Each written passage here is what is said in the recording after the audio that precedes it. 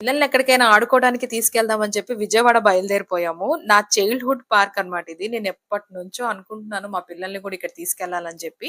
ఇన్ని రోజులకైతే కుదిరింది. మేమైతే రాజీవ్ గాంధీ పార్క్ అయితే వెళ్ళిపోయాము. అది కూడా దేవీ నవరాత్రుల టైంలో ఎళ్ళామన్నమాట. ఫుల్ ట్రాఫిక్ జామ్ అయిపోయింది. గుడి కూడా ఆ వేనే కదా!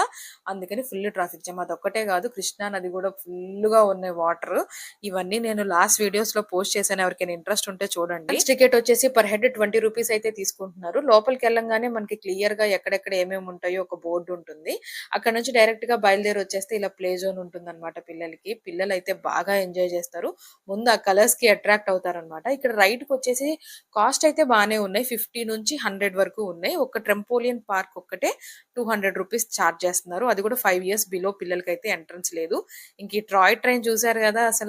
నా చిన్నప్పుడు చైల్డ్‌హుడ్ మెమరీ ఇది కూడా. ఇప్పుడైతే బాగా ముస్తాబు చేశారు ఈ ట్రైన్‌ని. ఇక్కడ నుంచి లోపలికెళ్తే ఒక డిఫరెంట్ ఎక్స్‌పీరియన్స్ అయితే ఉంటుంది మనకి. ఏదో కెనల్ లోపలికి తీసుకెళ్తారు. అది చూడ్డానికి చాలా చాలా బావుంటుంది. నా ఫుల్ వీడియోలో పోస్ట్ చేశాను. ఎవరికైనా ఇంట్రెస్ట్ ఉంటే కింద లింక్ ఇస్తాను. క్లిక్ చేసి చూడండి ఒకసారి.